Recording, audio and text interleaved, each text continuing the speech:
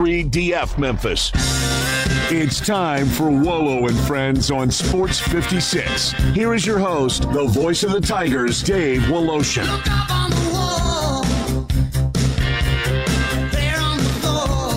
Welcome in on a Wild Wednesday. Nice to have you with us here. Mikaela Shiffrin comes through. She gets a gold.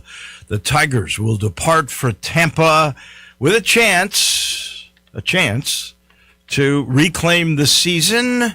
And the Grizz are off until Friday, but the NBA reopens from the All-Star break tomorrow with a slew of games. Let's get to the Olympics. Mikaela Shiffrin, who you know is the most decorated, literally the greatest slalom skier in the history of women's skiing. Not necessarily the Olympics, although this was good for her because she ends up getting her fourth medal. Everybody thinks maybe she'd never won a medal. That is not the case. Her career started, her first medal came in 2014 at Sochi, and then, if you'll recall, the next Winter Games, she got nothing. Even though she was in 6 events, she was 0 for 6, and at that point, in her prime, she had already established herself as one of the greatest of all time. And then, you know, in the combined, she was set up for a gold. Her downhill partner was first in the standings, and she ended up 15th. And everybody said, what is wrong with Mikaela Shiffrin? She answered today by winning the gold. She had 2 flawless slalom runs. She won by a staggering 1.5 seconds. Ladies and gentlemen, that is the third largest margin of victory in the history of women's slalom in the Olympics. So she lives up to being the greatest women's slalom skier of all time, and this is just the bow on that gift. And I wonder, I mean, she could be back in 4 years. She's certainly capable if she wants to do it. Look, we know Lindsey Vonn came back at an advanced age, and I still think if that fluke thing, if her pole hadn't gotten caught on the gate, which, by the way, she said that her injury, she had 3 surgeries, that it wasn't just a broken leg. There were other things. She flew home, and that was pretty cool. She was so happy to be home. Figure skaters, they call themselves one of the strongest women's figure skating sides that the USA has produced. They said only one in medal position, Alyssa Liu, 3rd place. The younger figure skater, her name eludes me at the moment, but she ends up, I think, in 8th. And she could actually have skated for Italy. Her mom is an Italian. Her grandmother lives like 10 minutes from the venue. And so she had a bunch of Italian fans and United States fans.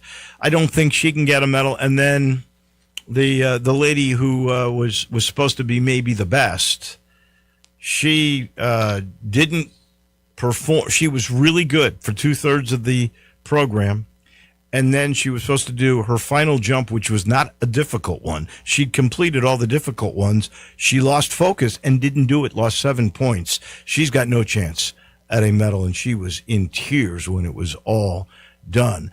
The United States hockey team will play Sweden in the quarters today. Everybody's going to be watching that because Sweden, their whole roster is pretty much NHL players. They've only lost once in the Olympics. Of course, U.S. has not lost at all.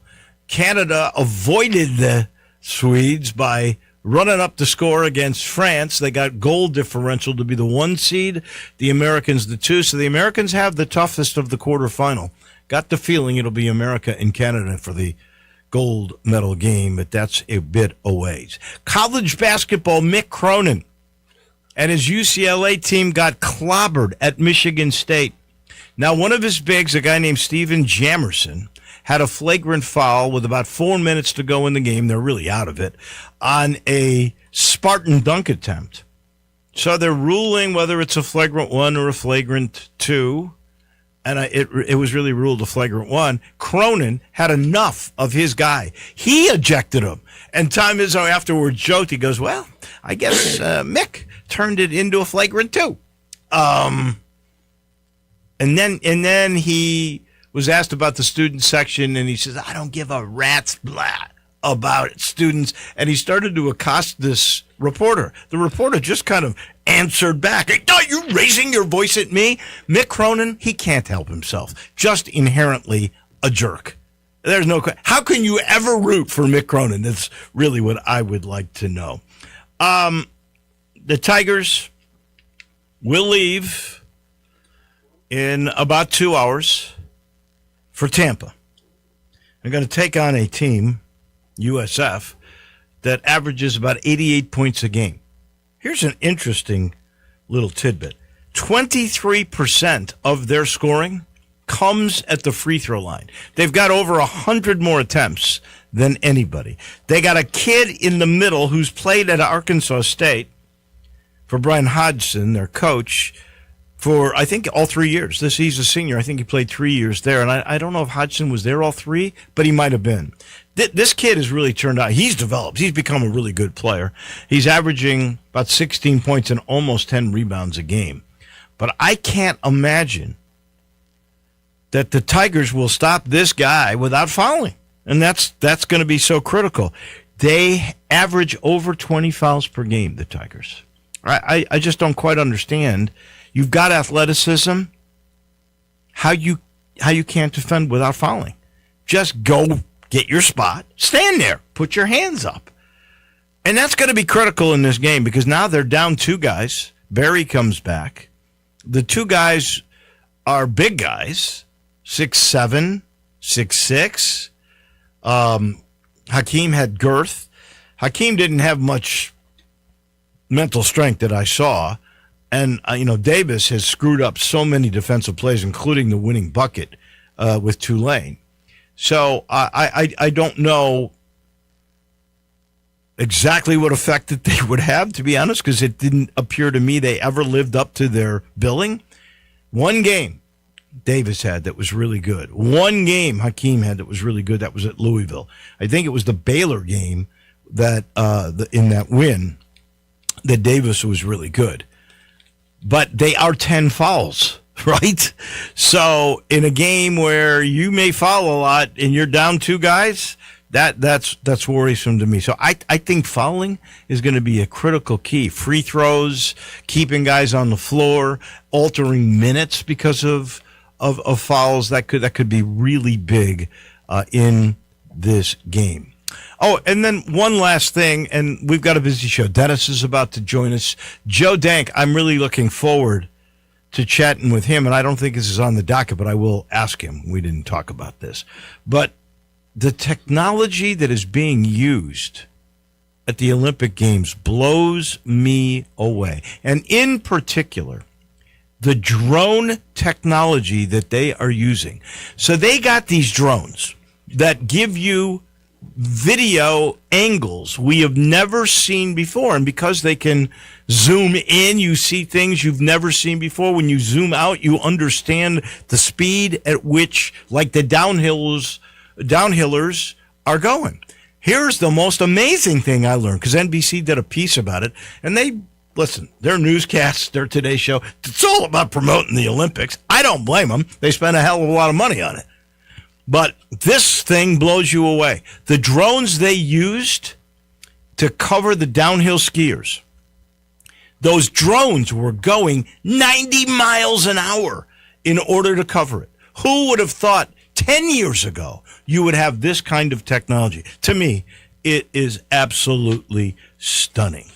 We are sitting here at the Family Leisure Studios, that floor model sale where they got to move things out still going on. Those deep discounts on over 100 displays. Now, I'm not sure if they still got over 100, but they got enough. Go check it out. Get the deep discounts on all of the in-stock hot tubs, swim spas, and those cold plunges. Just take the plunge yourself and run on over, walk on over, drive on over, however you want to do it. Get to I-40 and Wooden Road. Go see Billy. Go see Lindsay. She owns the place. And ask about those deep discounts. Tell them we sent you. Get there. I-40 and Wooden. That's Family Leisure. All of a sudden, the time has changed. It's time for Dennis on Dave. Dennis on Dave. Dennis on Dave. Welcome to Dennis on Dave. So you sent me a text about how weird your attitude may be about things. We know you, and I don't mean to disparage you, but we know you as being a bit curmudgeonly. But my gosh, you love the Super Bowl. You love Bad Bunny. You love these Olympics, like all of it. You love the NBA All-Star Game. All of a sudden, you're Mr. Positive? I don't know what it is. I'm going soft because I really, really enjoyed the NBA All-Star Game. I enjoyed the Pro Bowl flag football game. I've enjoyed a lot. I've been enjoying the Olympics a lot. The All-Star Game. What was so much fun about the All-Star Game? I had it on.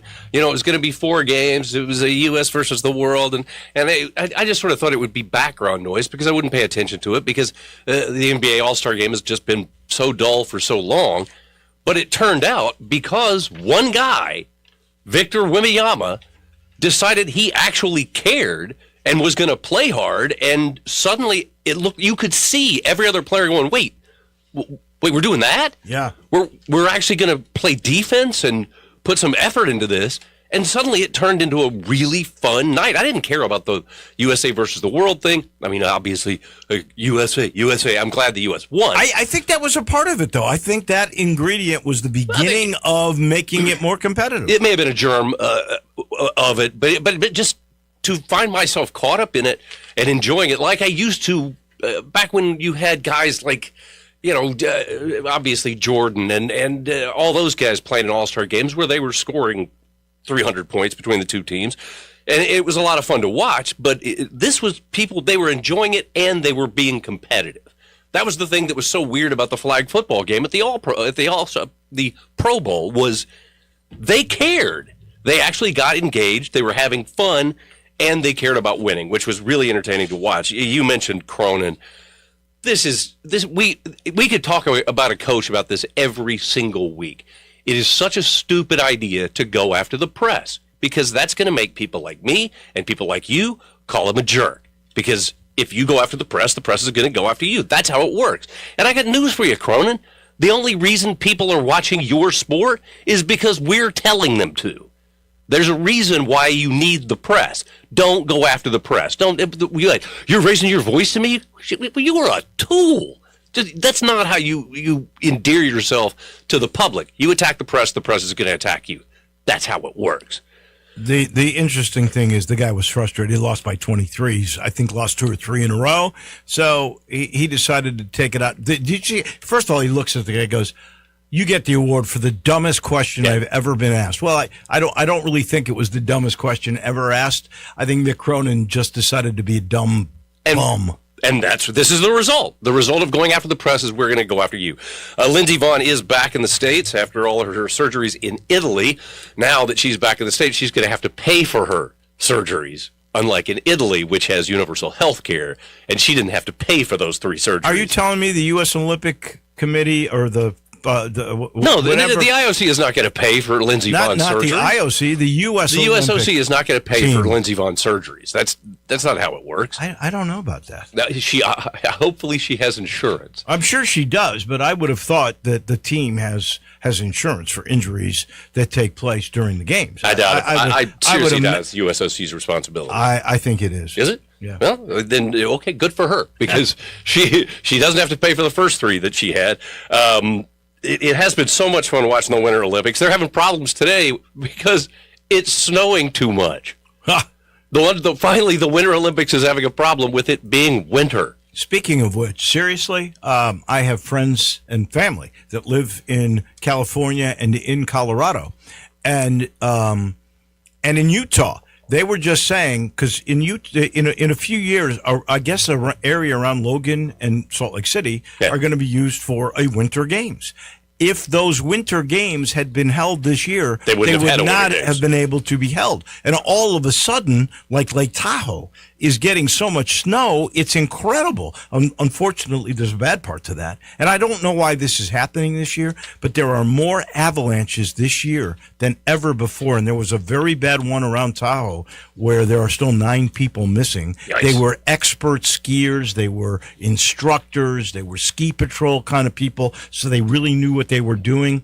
And if you just are at the wrong place at the wrong time, sometimes there's nothing you can do if the snow comes down in an avalanche.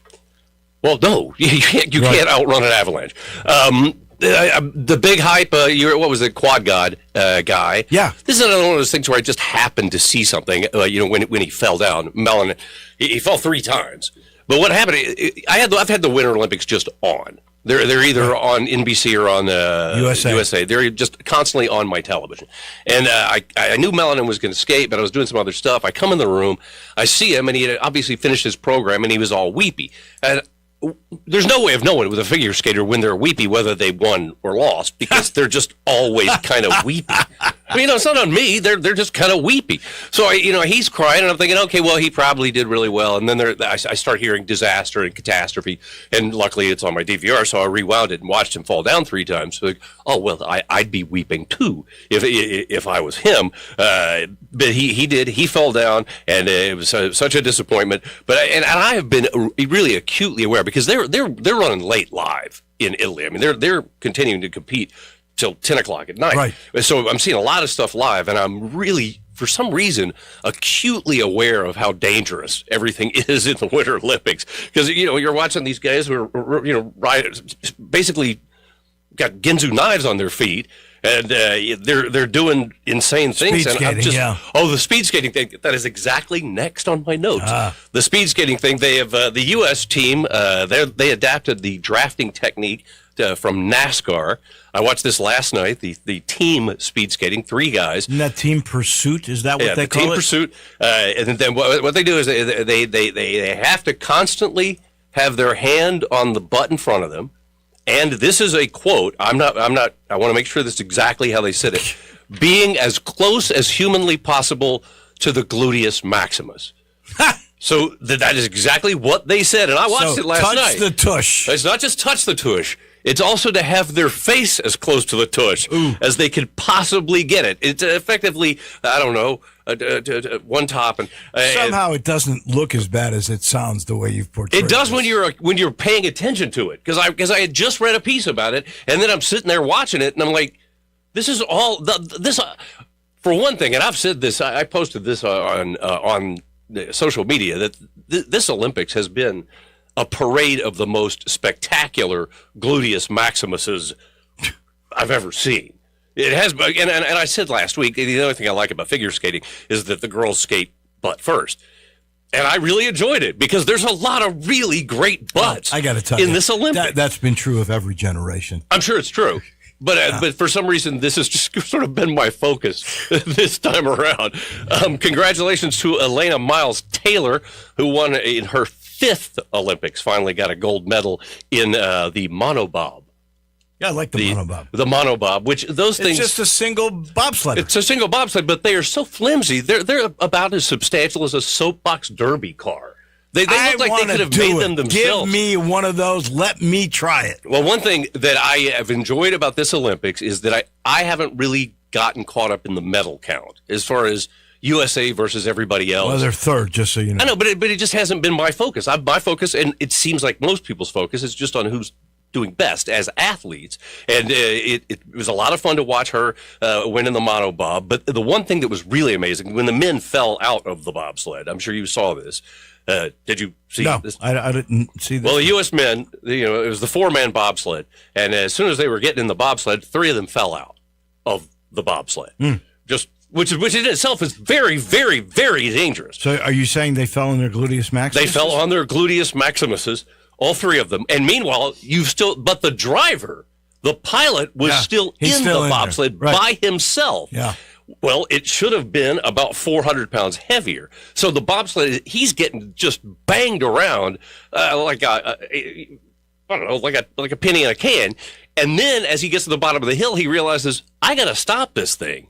And the brake's in the back of the bobsled. So he had to scoot back to the back of the bobsled to get to the brakes to stop the bobsled. Wow. The coolest thing, though, is when you saw the wide shot, the coaches from every other country in the world were running as fast as they could to see if they could help, to see if he was going to be okay. It had nothing to do with what country was what country. It was everybody was in one sport thinking about one guy and wanting to make sure that he was safe. And that's sportsmanship. I thought it was... College basketball needs some of that. I loved watching that. And then sorry, I made an offhand comment to a friend of ours that if they ever do the Wide World of Sports again, they could use Lindsey Vohn's last run as the agony of defeat. And that's not true, because she did suffer a terrible injury. The guy who is the actual agony of defeat. Well, I know him, or I knew him. You knew He's no Vingo longer with us. Bogataj? No, I knew Moose Barrows. He was the first guy. You're right. I knew Moose Barrows. Vingo Bogataj was the agony of defeat guy. In fact, he is the only highlight at the beginning of the Wide World of Sports that was never changed. They changed all the others, but Vingo was a Slovenian, so he lived behind the Iron Curtain. He didn't know he was famous. He didn't find out he was famous until he was invited to the 25th anniversary of the Wide World of Sports. And he gets there, and Muhammad Ali is asking for his autograph. Love it. He didn't even know he was famous. He embraced it later. He was a house painter, for crying out loud. But he had no idea that he was famous when he got to the anniversary of the Wide World of Sports. And what a fun show! Oh, the Wide World of Sports. ABC. Young people today don't remember anything about this, but this was a show that showed all the sports that we don't normally pay attention to. Just like now we do pay attention to every sport because of ESPN. Well, ESPN still isn't showing bowling and darts and stuff like that, which the Wide World of Sports used to show. No, they still have bowling. And CBS Sports Net's got bowling. Really? Yeah. I haven't seen bowling on TV in a while. And I've seen darts, absolutely. But they had everything on the Wide World of Sports. Oh, yeah. I mean, it could be unicycle juggling. Whatever it was, they had it on there, and it was a great show, and it was a lot of fun to watch. Norwegian cross-country skier. I always have to have a story with a guy with an impossible... Yeah. Well, I knew you were going to use this, and I never Johannes brought it up. Hosfot Kleibo. Yeah. He figured out something that nobody had ever figured out before: how to run uphill on skis. Everybody's done it the same way forever. They ski uphill on skis, which is murder and makes my thighs hurt just to watch it. But he realized that he could just run uphill. And the first event he did it in, he got so far ahead by running up the first hill, he had time to bow to the crowd and wave at the guys chasing after him. He is the guy that won 10 gold medals, right? He is now the second person to have double-digit medals in the Olympics. He's far behind Michael Phelps, though, who had 28. Yeah, he's way behind him. But I got to think that this is like the Fosbury flop. He has figured something out that nobody else has done before, and I guarantee you, by the next Winter Olympics, everybody's going to be doing it. Well, just think, though, you've got to have some cardio capacity to do that. And finally, this happens every single Olympics. Every 4 years this happens. They have replenished the condoms at the Olympic Village because they ran out. Every single Olympics, the Olympic Village runs out of condoms. If you put that many people, that age, in that shape, in with those kind of gluteus maximuses, you got those kind of glutes, you're going to run out of condoms. There you go. Thank you. Wise words from Mr. Positivity now. Dennis Philippi, speaking of positive, brought to you by the sweetest thing there is in Memphis. That's Dinstall's. They knocked them dead over Valentine's Day, of course. But you know what?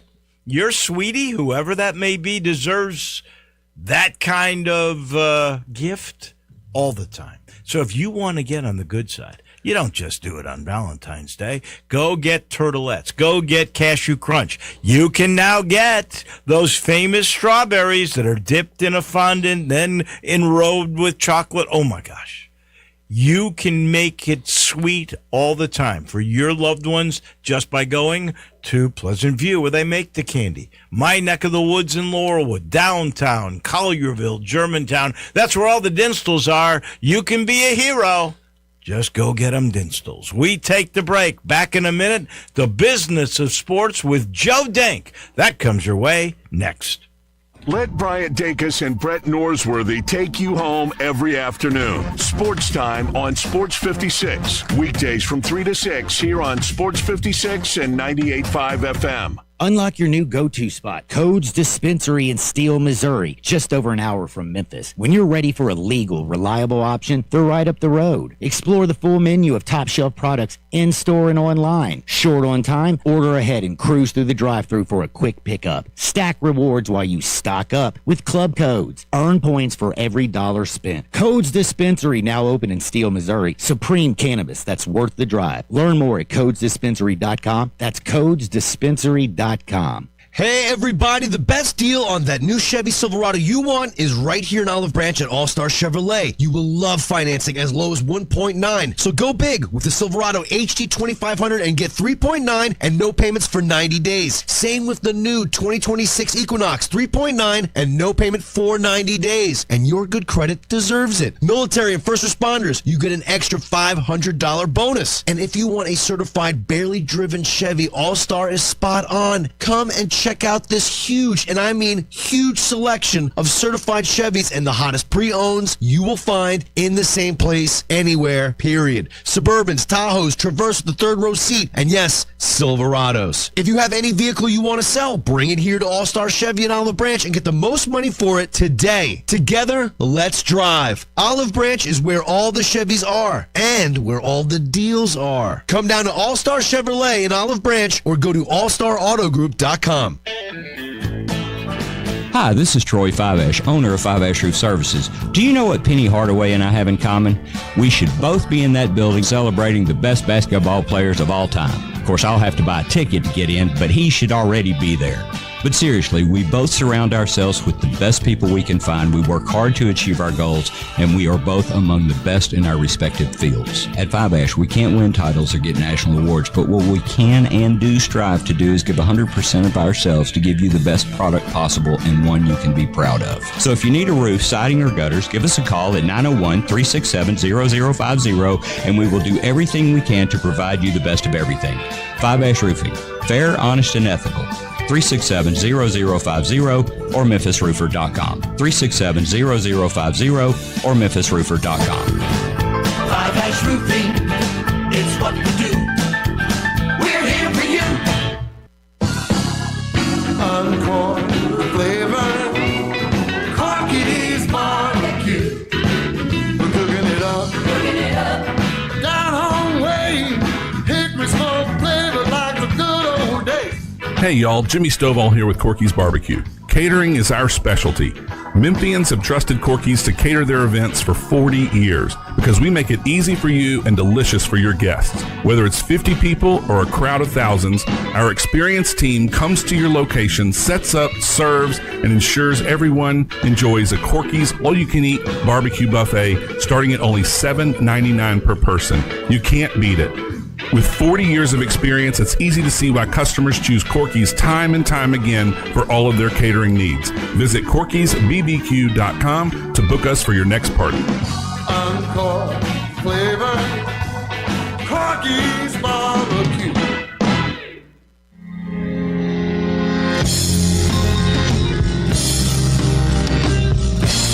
Now back to Wolo and Friends on Sports 56.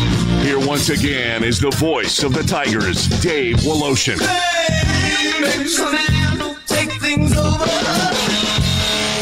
We love Wednesdays. It starts with Philippi right in the middle. We got the man who knows the business of sports and television. That is Joe Dank, former GM of 24 and 30, and a guy who's done, I don't know, probably 1,000 different games produced and directed on television. And I will tell you, Joe, I marvel at what NBC is doing. I mentioned the technology with the drones and just how many people they have there. This is incredible. The marriage of manpower and technology to bring these Olympic Games closer and I think better told than ever before. Yeah, I think you're right. I mean, this has really been, this is a huge success on every, by any metric you would want to come up with. Now, you mentioned earlier in the show this morning just the technology, and, you know, they have deployed things that, as you said, did not exist 5 to 10 years ago. You could not have done this. Used, yeah. But the applications that they've done, they have spared no expense. They've spared no they haven't held back creatively, and it kind of is one of those things where you can imagine the creative types coming up with these great ideas of how you could cover these various sports, and then going to the tech people. Yeah. And the greatest thing in the world is to challenge tech people to come up with something, because they do, and they love it. And in this particular case, Nobody's going. And how much money can we save trying to do this? No. Because this is the huge The investment. Olympics. This is a defining moment for not only NBC, but Comcast. And look, it's all paying off, David. These Olympic Games are averaging 26.5 million viewers per day. Wow. Every single day. It is up 93% over the last Olympics. What do you think that can be attributed to? Couple of things. I mean, the last one was a tougher time zone issue. So much of what we're able to see right now is live during the daytime. You know, we were talking during the break. I watched Sifrin go down the hill this morning live at about Right. 7:25. It's just there. It's that amazing. And you know what's and it's interesting? available to you. They used to try to hide the results. I know. But they can't. And they don't even try to do that anymore. And it doesn't matter. I want to watch it. I'm going to go like NBC primetime tonight. There's a very good bet that I'll watch Schifrin, even though I know she won. Had she lost, no, I'd still probably watch. Well, and part of it is too, if you just watch how that primetime is packaged. I mean, these are just clean stories, beginning, middle, and an end. They're edited in such a way that you really don't know that they've edited, but they take a 3.5 hour ski session. They break it down to 40 minutes. They call it the event of the night. You only see the people you want to see, and they do just such a great job. The technology, the storytelling, all of that. They're going to make a fortune. I think NBC affiliates are doing pretty well. I think that's very good for them.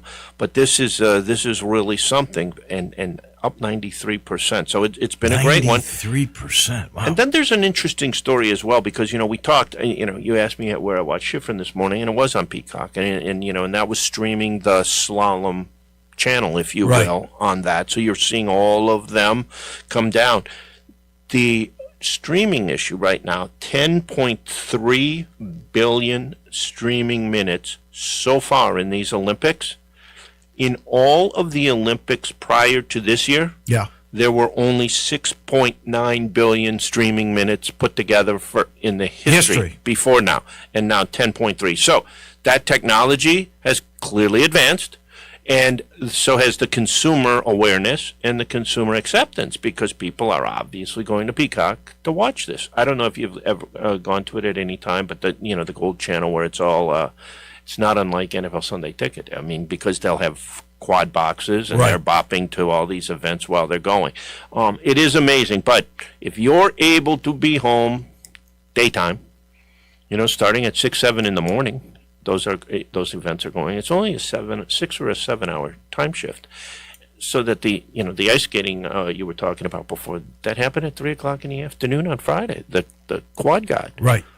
And that was an unbelievable hour of television that they put together when that final grouping and the last 6 guys went. It was really something. How did that rate? Do you know separately? Don't have a breakdown on that one, but we're getting 26.5 million a day. That's pretty. It's really good. Pretty impressive. Yep. All right, what were the ratings like for the All-Star game? Did you like it? I love the fact 3 of the 4 games were competitive. I love the fact that for once since the 80s, it seems, that we got guys that really played hard and thought about defense in that All-Star game. Well, they've been really struggling to find a format, right? And it seems like they improved the format with this. The TV ratings followed. They were very good. They were +8. They were 8.8 million watched. But the real story here is that's +87% over last year. Wow, it nearly doubled.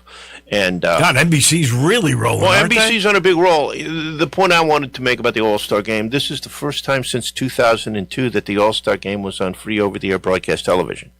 You hear me use that term a lot. Right. That's, of course, where I spent my lifetime. But ESPN or what happened? TNT, which seem, we are in our vernacular because they're on cable systems, they're not over the air. They're not. And TNT has had the All-Star Game for all of those years. And last year was TNT's last All-Star Game. It did 4.5 million. This year did 8.8. So that was the first time. So almost doubled. Exactly. And the similar thing was back in 2002, the last time the All-Star ratings were that good. Was also, as I said, it was on NBC that time, but it was also in this Olympic window. So it was a big day on Sunday. They had Olympics on the front side. They had Olympics on the back side. The NBA All-Star Game was in the middle of it, but the All-Star Game did really well. Now, because of the President's holiday, the ratings for the golf and the auto racing over the weekend, but it was a busy Sunday with Daytona on Fox. Pebble Beach on CBS, but NBC really came through. One other quick note on NBA at the All-Star game point. This is year one of that $77 billion deal we talked about, right? All of the time. NBC's ratings are NBA overall is up 16% over last year. A big number. Double digits is always good. NBC's ratings versus TNT. Remember, NBC beat TNT for their piece. Right? NBC's ratings are up 97% over TNT. So, over the air, more people can watch it. Wow. More people do. They're averaging 2.6 million. But good news for ESPN, and ESPN is an apple to an apple. They were there last year, right? ESPN, ABC, they're plus 18%. Prime Video's new to the dance. They're down 7% with the games that they're carrying that in the past were on TNT and ESPN. Interesting. I think that's just a consumer awareness thing. I agree. It's new. They got to get there. Yeah. But good news for the NBA. I mean, if you're going to spend all the money that these guys spent, they better be up, right? They're getting the number. Yes. And they're getting the money. Had to. That's win-win for Adam Silver. There's no doubt about it. Since you mentioned, there's a couple things coming to my mind here. One, the Olympics forced the All-Star game to an afternoon position as opposed to a night position. Is that helpful at all? It will be interesting to see what they do. Do they move it? Because remember the other thing now, and it had just started, and then the Olympics came along. NBC is doing Sunday Night NBA now as part of the season. So I would think they probably want to keep the All-Star game in that Sunday night environment to just keep their total Sunday night sports. I don't know. But you did well. I don't disagree. In mind in the afternoon because it doubled it. All right. Since you mentioned Pebble Beach, always a beautiful golf tournament to watch. How did that do? How did Daytona 500, the Super Bowl of NASCAR, how did that do? Right. Monday was a holiday. We're a day behind on ratings. So we don't have. They're not out. Okay. I worked hard this morning, looking everywhere I could. No access. All right, we'll figure that out next week. All right.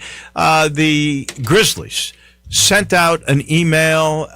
There was a release about season tickets and pricing, and I know you thought this was very interesting. That maybe there was some mistake made. Clarify what's going on with Grizz and season ticket holders. Well, there was a report earlier in the week on Monday that the letter had gone out to season ticket holders. I mean, I know one season ticket holder that did not get a letter on Monday. I know a season ticket holder that got a letter yesterday that said there's been confusion about the release of the letter on Monday. For sure, the letter's coming on Wednesday, and I know the season ticket holder has still not gotten an email today. But the story in the newspaper that had access allegedly to the email said that the ticket prices would not increase for next year, cited the factors associated with the rebuild, which we have discussed in terms of it's going to be a tough couple of seasons coming up, and also pointed out too that the Grizzlies right now are 30th in attendance in a 30-team league this year, and so this is going to put a bit of a strain, one would think, this rebuild on declining attendance, difficulty with victories, and probably not a really good time or a good atmosphere to try and increase your prices. You're down 2 of your 3 stars from the past, and it's very questionable as to whether we'll ever see the other star play again. I will say this. It's a good thing that Adam Silver said what he said at this State of the League address when he said we're not going to have any relocation. Because if people were worried about that seems to at least reassure you for the moment. You don't look as if you're a believer in what Adam Silver had to say. Well, if I read it accurately, what he said was they are going to consider the expansion opportunities this summer, and that relocation is not on the table. He didn't say it's never going to be on the table. He said it won't be on the table.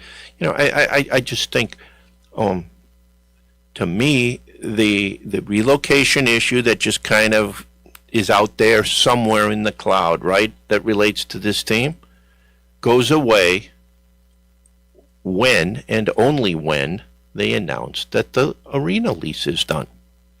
Until then, yeah, until then there is doubt. And again, if it's all tied into You running the downtown district and acquiring more land to build that thing, go ahead. Give the Grizzlies group that. You also mentioned 2 of the 3 stars are gone, and who knows what's going to happen with the 3rd star. I know we chatted about this yesterday, and it made me start to think. I've seen athletes past their prime, retired, have an incredible fall from grace. The biggest one, probably O.J. Simpson, right? Yep. The question is, have you ever seen in their prime a superstar athlete who might have been not just the face of your team, but the face of the league, that the biggest shoe manufacturer in the world was going to make you their star, the new Michael Jordan, fall from grace, as big as any fall we've ever seen? Is that the biggest for a guy in his prime that you've ever seen?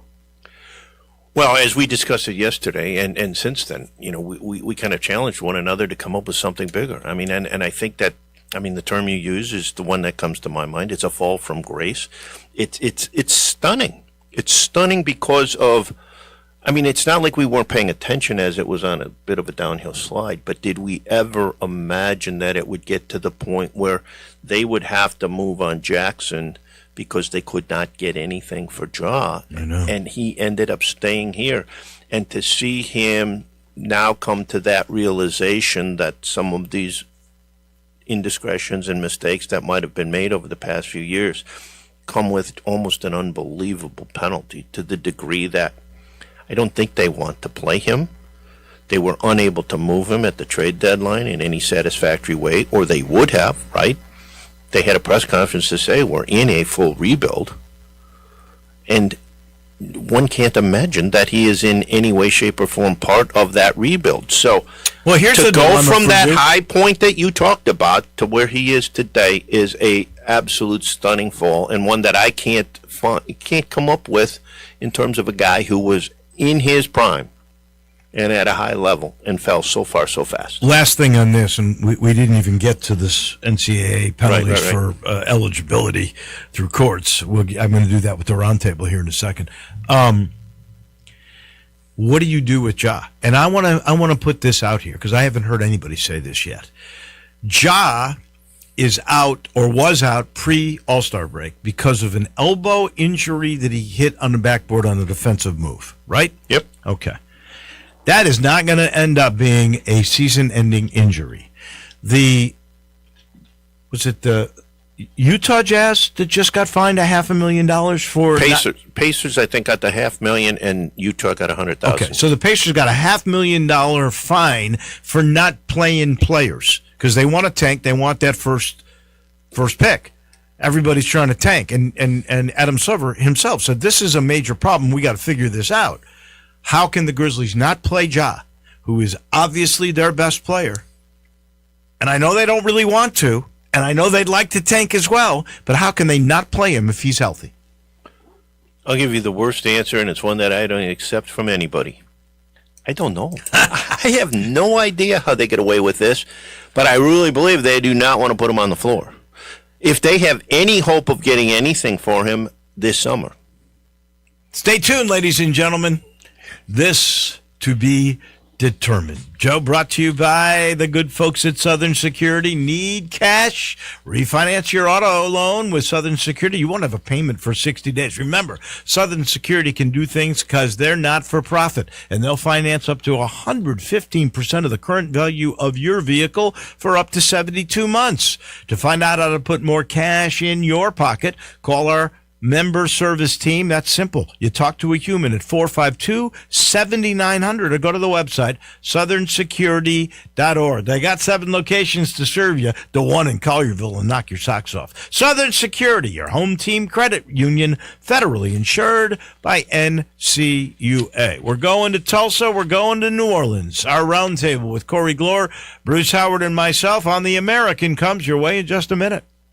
Broadcasting from the Family Leisure Studio, we are Sports 56 and 98.5 FM. You know, sometimes I wish I had a gun. Well, I'm armed, but before I bought one, I still went to Top Gun Academy to learn to protect myself without a gun. How is that possible? Top Gun's personal protection training. It's perfect if you want to protect yourself without firearms. I don't know. And it's perfect if you feel the need to carry a gun for self-defense, because the last thing you really want to do is shoot. That is scary. Not at Top Gun. It's very comfortable, and you learn to load, handle, and shoot a handgun safely. Protect yourself. Go to Top Gun Academy. They're at 2770 Witten Road.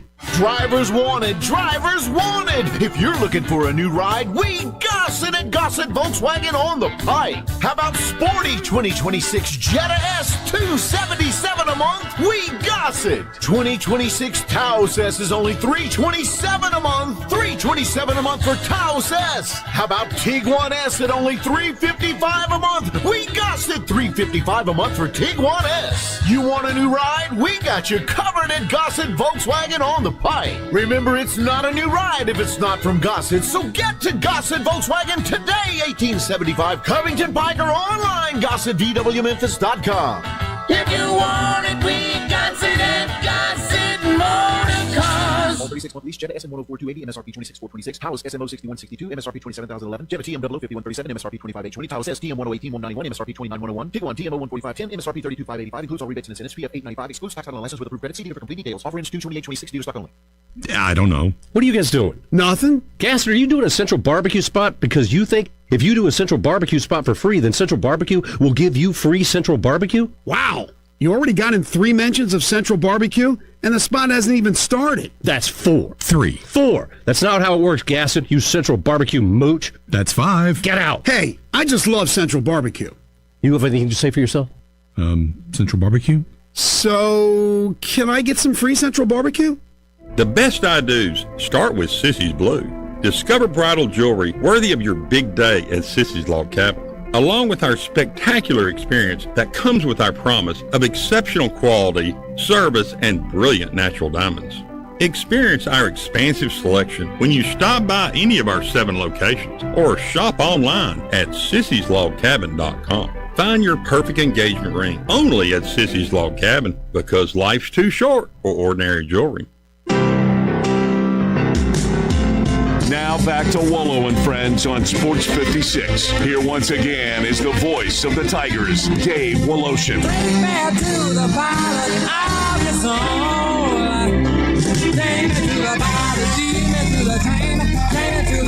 Segments on Wednesdays, you know what that means. It's the round table. Always enjoy chatting with the voice of the Tulane Green Wave, Corey Glore, who joins us now, and then Bruce Howard from the Tulsa Golden Hurricane. Gentlemen, I want to start with this. There is a court hearing on the 13th of March that the NCAA is calling on Memphis receiver Cortez Braham, who found eligibility through the courts. In fact, before he was even a Memphis Tiger, he was deemed eligible by the courts in Nevada.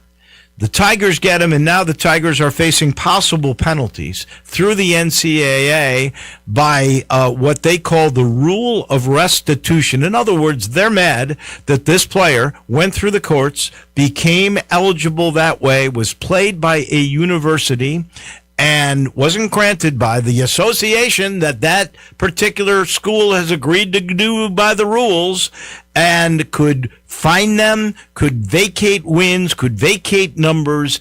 I'd love your take on all of that. And keep in mind, we've just seen where the NCAA turned down Ole Miss quarterback Trinidad Chambliss twice. Once, and then through appeal, they said, no, he doesn't have any eligibility left, and they've gone to a Mississippi judge and have gotten eligibility. So Lord knows what would happen to the school if they played them, say they won a national title. Would that get vacated? All this other stuff. I'd love, and we'll start with Corey Glore, your take on this thing, which I never heard of before, called the rules of restitution. Good morning. I am so tired of the NCAA when it comes to this. And just, it is, I'd love to be in the room of the people who are parsing through every single student athlete that goes down paths like this and finding the one line in, affidavits, in submissions, whatever, to go and attack as they continue to miss the real problems of what their organization has kind of put in place, and that is they missed the boat on what has happened in terms of compensating student athletes, and they're scrambling with all their might to try and have some sort of relevance here. You know far more about the specifics here with Cortez Braham than I do. I can't imagine, especially with what we just saw with Chambliss, there's going to be a situation where his eligibility gets yanked, because say it does, well then Cortez Braham will just go to the courts again and get it back. And that's he's out. So they tried to say that's a moot case because it's all over. He doesn't have any eligibility. So they want to take Memphis's wins away. Yes, this is a vindictive measure, and there could be penalties. The same thing could apply once Chambliss is done next year with however good Ole Miss does. They could go back and do the same thing. You would think, since this is a precedent they're setting, they would do that. Now, keep in mind, I do, and I never have done this before, but I feel a sense of pity on the NCAA because their rules, and let's be honest, it's all the association. These are the schools that made these rules. You agreed to join this association to abide by these rules. They've made this decision, and you're going, no, I don't like that decision. I'm going to go to the courts. So the courts basically have legislated all the power away from the NCAA. So I get that frustration there. But this particular thing is totally vindictive. It's very interesting to me. I don't know what the outcome of it will be. Bruce Howard, your sense of it? Yeah, I mean, we're getting into rules of restitution and post-dating and all sorts of stuff that, to me, doesn't make a whole lot of sense. There's probably some vindictiveness in there as well. But the NCAA probably needs to kind of look forward rather than looking backward in this particular case or in other cases. And on the other side of that, of course, you have people and teams, whatever, judge shopping, which I think also kind of borders to me on just find the right judge and they'll be able to make the right ruling, and I think that kind of isn't the greatest way to go about business either. It's a mess. That's the best way to put it. I don't think it's a mess, but it's kind of crazy this year in the American. I have a guy that comes on before you who is a former general manager of two television stations in the market, and also was a TV producer and director. And he just asked me point blank, of all the years, and we've all been around for, I think, all of the years of the American Athletic Conference, and keep in mind UCF, SMU, Houston were in this league at one point. And because Memphis is floundering so much, this question keeps coming up. Where would you grade this year a quality of play in the American? Is it the worst? Is it somewhere in between? Clearly not going to be the best because you've lost teams that were, now in the Power Four that had big budgets and put good teams out on the floor. Cincinnati, UCF, SMU, Houston, which was number one in the country while in this league. Where, Bruce Howard, I'll start with you, would you say the quality of play is this year? I think it's kind of in the in-between. I think what there's the depth of, how would you put it? There's the depth of mediocrity. It's competitive because they're all at a mediocre level.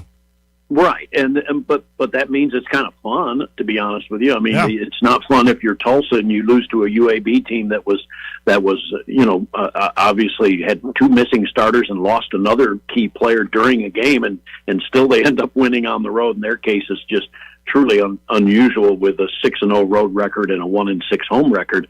But and that's another case. It's just road teams have won more games than home teams this year in the league. I don't know what that says. It's crazy. But what I do know is Florida Atlantic and North Texas are 2 games away from being in second place, and they're 1 game away from being out of the tournament.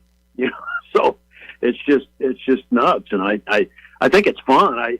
But that's kind of the fun of doing what you and Corey and I do, is you just never know. For instance, tonight Tulsa's very much favored against Charlotte, but who knows? I mean, that's the great part of it. I would think. I don't care. And the other day, the game that Charlotte lost up by 13 with about 5 minutes to go against a team that hadn't won at all in the league, and UTSA goes on a 20-0 run.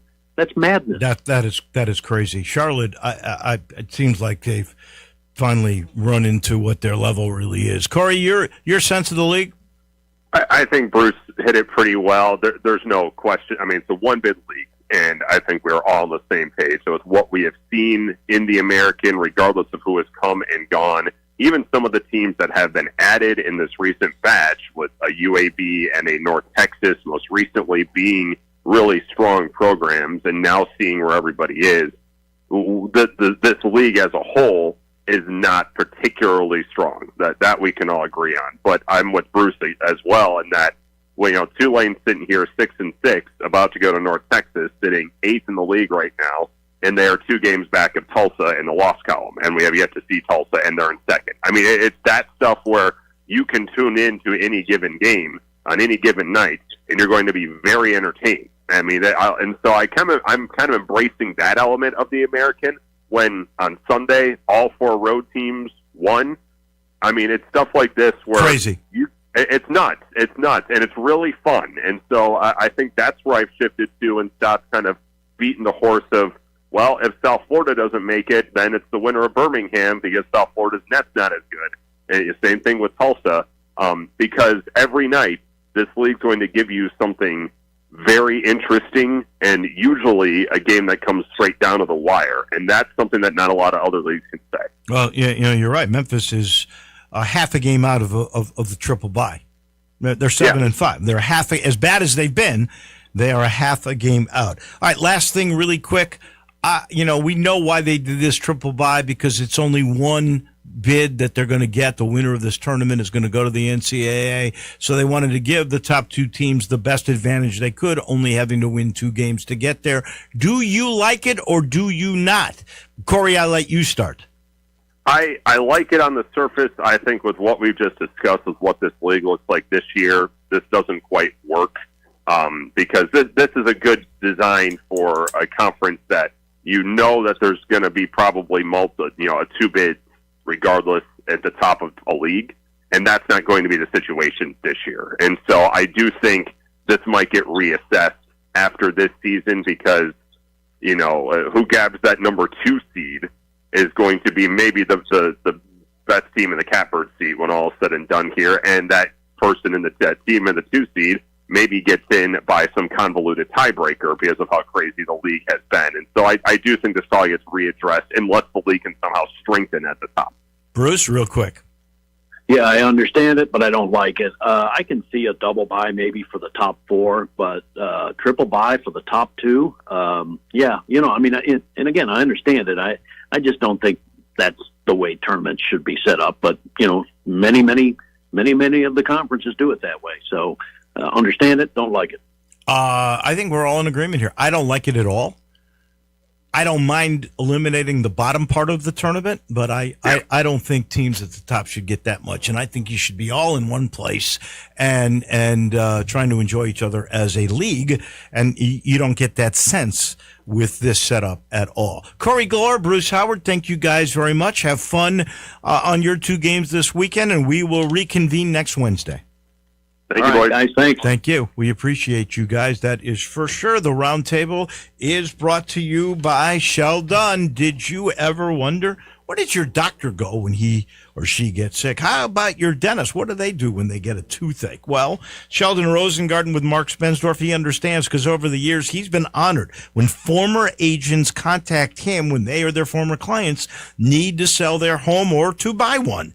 It's that simple. They go to the best guy, right? The guy they have faith can move their house, and that's Sheldon. And it's because he's got this highly successful strategic marketing program that means the difference in what you make and how long it takes you to get to that closing table. That's what he does so well. He's working it, too, all the time, 24/7. He'll answer all your questions. He'll guide you down the path to a successful transaction that concludes so quickly. How do you get there? When you want the job done, you call Sheldon. You do it simply by calling or emailing him. The number is 483-0546 or MemphisRelocate.com. Do what the other pros have done. They call or they email Sheldon at memphisrelocate.com or 483-0546. I'll be in Tampa tomorrow. My man, Landon Schmidt, will take over the program. We'll all reconvene on Friday, but make sure you tune in for Landon tomorrow. Stay right here because Johnny Radio's right around the corner. Have a great day, everyone.